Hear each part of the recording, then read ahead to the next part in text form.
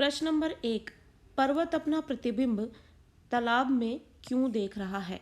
तो पर्वत प्रदेश में पावस जो है, जब कविता हमने पढ़ी है तो कविता के अंतर्गत कवि ने हमें बताया है कि जो पर्वत है वो अपना प्रतिबिंब जो है वो तालाब में देखता है। प्रतिबिंब मतलब परछाई।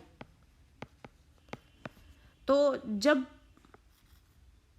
पहाड़ है, ये इनके तल में जो है ताल है और ये पहाड़ ऊंचे होने की वजह से इस पानी में इनकी परछाई दिखती है और ये पहाड़ जो है अपनी इन परछाइयों को इसमें देख रहे होते हैं।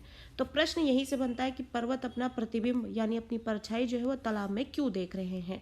तो पावस ऋतु के आने पर यानी वर्षा ऋतु जब आती है तो उसके आने पर पर्वत का जो सौंदर्य है वो दोगुना हो जाता है। उस पर हजारों फूल खिल उठते हैं। पर्वत मानो स्वयं पर मोहित हो रहा होता है।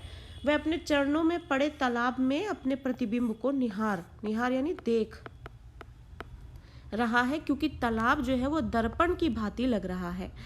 तालाब जो है वो दर्पण की तरह, दर्पण यानी कि शीशा, शीशे की तरह जो है उसमें प्रतिबिंब दिखा रहा है। जिस तरीके से हम अपने घरों में होने वाले जो शीशे होते हैं जिसमें अपने चेहरे देखते हैं, उसी तरीके से पर्वतों के लिए जो ये उनके गहराई में ये तालाब है, ताल है, उसमें वो अपनी परछाई देख रहे हैं और उनके लिए वो इस शीशे का काम कर रहा है, उसकी भांति लग रहा है। तालाब के स्वच्छ जल में, तालाब का जो साफ जल है उसमें पर्वत को स्वयं की परछाई स्पष्ट दिखाई दे रही है और वह हजारों पुष्प रूपी आंखों से तालाब में अपनी छवि को निहार कर प्रसन्न हो रहे हैं। पुष्प रूपी आंखों से यानी कि पुष्प रूपी आँख क्या क्या है? पहाड़ है, पहाड़ पे बहुत सारी हरियाली पनप गई है वर्षा होने से और कई फूल इस पे खिले हुए हैं और हरियाली आई हुई है। तो यही जो है इनकी आंखें बन गई हैं और जिसकी ऐसा लगता है कि ये इन्हीं अपनी फूल रूपी आंखों से जो है इस तालाब में निहार रहे हैं। तो पर्वत जो है अपना प्रतिबिंब इसलिए देख रहे हैं क्योंकि उनका सौंदर्य जो है बढ़ गया है, ताल में उनकी परछाई दिख रही है, वो शीशे की तरह उसमें उनका प्रतिबिंब दिखा रहे हैं। अगला प्रश्न है, पावस ऋतु में पर्वत प्रदेश का रूप क्यों परिवर्तित हो जाता है? जब वर्षा ऋतु होती है तो पर्वत जो प्रदेश है, पर्वतीय क्षेत्र है, उनका रूप क्यों बदल जाता है? पर पावस ऋतु में यानी वर्षा ऋतु में पर्वतीय प्रदेश की प्रकृति जो है वो प्रतिपल यानी हर समय, हर क्षण अपना नया वेश धारण करती दिखाई देती है। क्षण में बादलों का घिरना, वर्षा होना तथा पुनः वातावरण का साफ स्वच्छ होना, धूप खिलना पर्वतों पर आम घटनाएं हैं।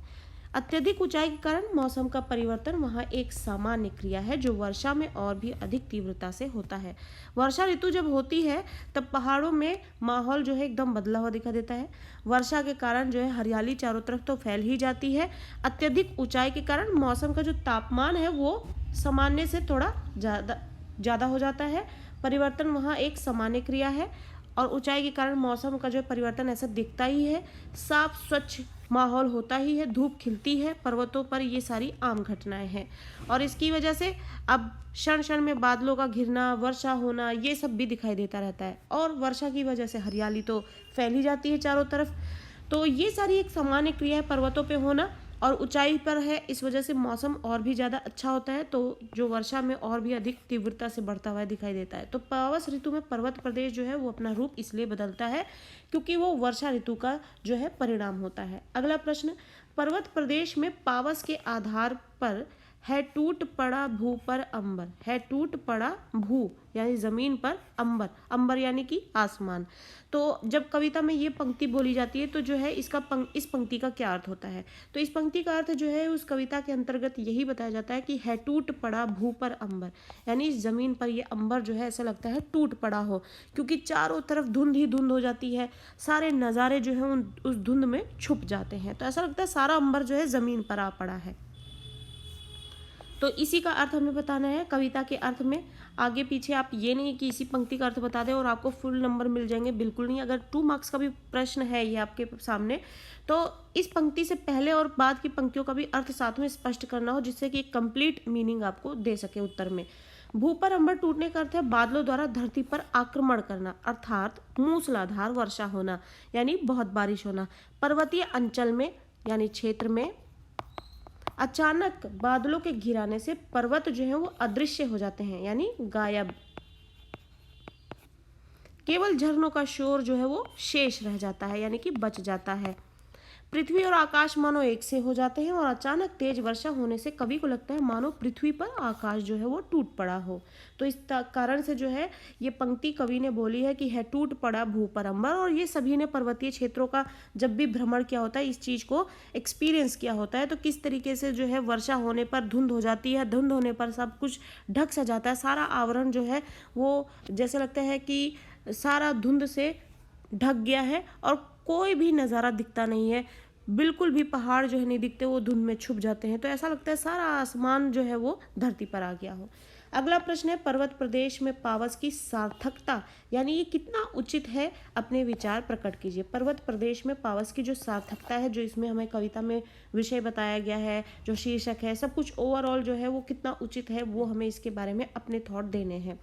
पर्वत प्रदेश में पावस जो कविता है प्रकृति के परिवर्तन पर प्रकाश डालती है, यानी प्रकृति में किस तरीके के परिवर्तन होते हैं वर्षा ऋतु के बाद, उस पर ये प्रकाश डालती है, यानी कि उस कविता को पेश करती है उस विषय को लेकर। प्रकृति जो है वो पल पल अपना रूप बदलती है, हर पल अपना रूप बदलती है वर्षा के कारण। यहाँ प्रकृति के सुंदरतम रूप का भी वर्णन किया गया है और उसके भयानक रूप का भी चित्रण किया गया है। इस कविता की जो सार्थकता है वो ये है कि हम ईश्वर द्वारा प्रदत्त यानी दी गई प्रकृति को संभाल कर रखें, इसे प्रदूषित ना होने दें, अन्यथा इसका विनाश हो जाएगा और हमारा जीवन जो है वो खतरे में पड़ जाएगा। यानी कि इतनी सुंदर जो प्रकृति है, जो ईश्वर प्रदत्त है यानी ईश्वर के द्वारा दी गई है, अगर वो ऐसा जो प्राकृतिक वातावरण प्रकृति के द्वारा सिर्फ देखने के लिए ही नहीं दिया गया, बल्कि वो हमारे जीवन से बहुत हद तक बहुत गहराइयों से जुड़ी है, जिससे हमारा जीवन जुड़ा हुआ है। तो हमारी जिम्मेदारी बनती है कि हम इसे प्रदूषित ना होने दें और इसको यूं ही बनाए रखें, और जिससे कि इसका विनाश ना हो पाए। अन्यथा हम जब इसके विनाश को देखेंगे तो इस सौंदर्य का जो दर्शन है वो नहीं कर पाएंगे और इस तरीके की ना ही कविताएं हमें मिलेंगी। अगला प्रश्न है, मेखलाकार। मेखलाकार शब्द का अर्थ है, कवि ने मेखलाकार शब्द का क्या अर्थ है, कवि ने इस शब्द का प्रयोग यहाँ क्यों किया है। मेखलाकार यानी घुमावदार।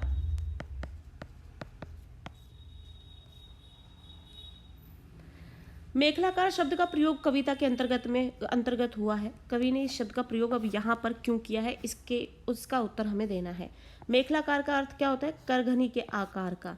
यहाँ इस शब्द का प्रयोग पर्वतों की श्रृंखला के लिए किया गया है। श्रृंखला यानी पर्वत जो है ऐसे लाइन से आपको दिखेंगे, तो इनकी ये जो श्रृंखला है उसके लिए प्रयोग किया गया। और ये पावस ऋतु में दूर दूर तक करघनी की आकृति में फैले हुए हैं। इस तरीके से घुमावदार आप देखेंगे, रास्ते मिलेंगे, घूमते जाओ और आप और ज़्यादा ऊंचाइयों पर जाते जाएंगे।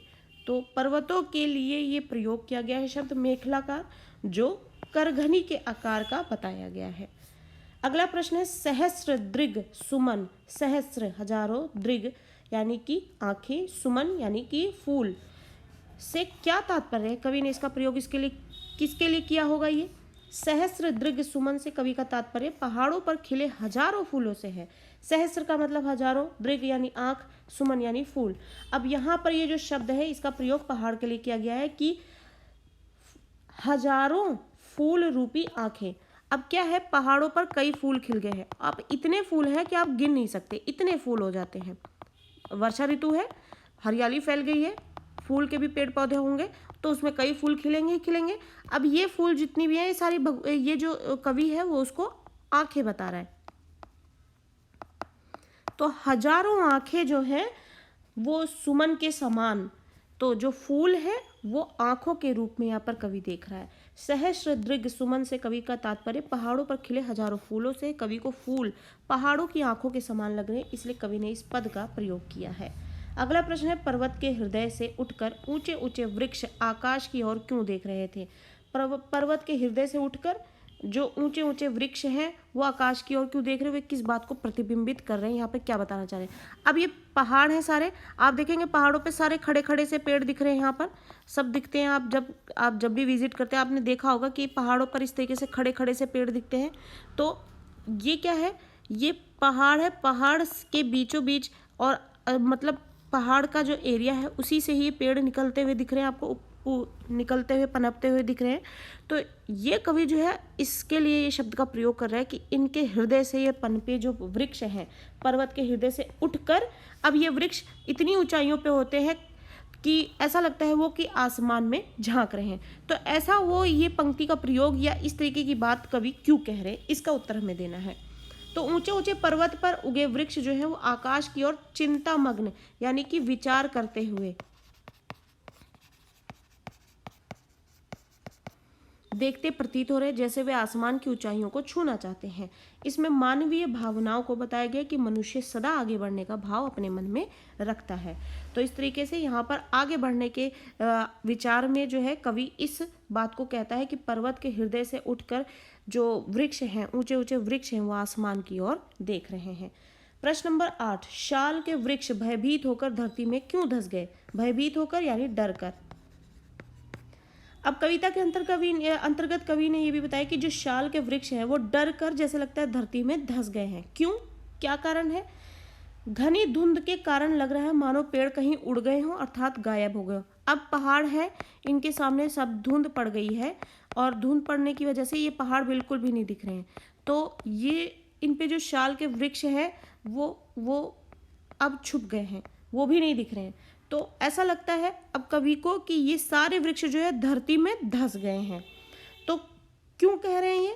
घनी धुंध के कारण लग रहा है मानो पेड़ कहीं जैसे उड़ गए हो अर्थात गायब हो गए हो। ऐसा लग रहा है कि पूरा आकाश ही धरती पर आ गया हो, केवल झरने की आवाज सुनाई दे रही है। प्रकृति का ऐसा भयानक रूप देखकर शाल के पेड़ डर कर धरती के अंदर धंस गए हैं। यानी पेड़ के जो है वो धरती के अंदर धंसे नहीं है, बल्कि धुंध के कारण उनके बीच में लुप्त हो गए हैं, गायब हो गए हैं, जो दिख नहीं रहे। इसकी वजह से कवि ने इस पंक्ति का प्रयोग किया है कि शाल के वृक्ष ऐसा लगता है भयभीत होकर यानी डर कर धरती में धंस गए हों।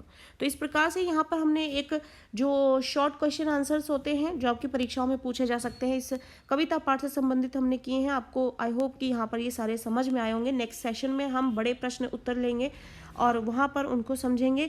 जैसे कि परीक्षाओं में बड़े प्रश्न भी अगर आ जाएं, आपको ज़्यादा मार्क्स के 3 to 5 मार्क्स के भी अगर प्रश्न आपके सामने आए तो आप उनको भी सॉल्व कर सके, हम उनको भी समझेंगे नेक्स्ट सेशन में। अगर आपको ये वीडियो हेल्प कर रहा है तो आप इसे ज़रूर लाइक करें, शेयर करें और इस चैनल को सब्सक्राइब करना ना भूलें। Thank you.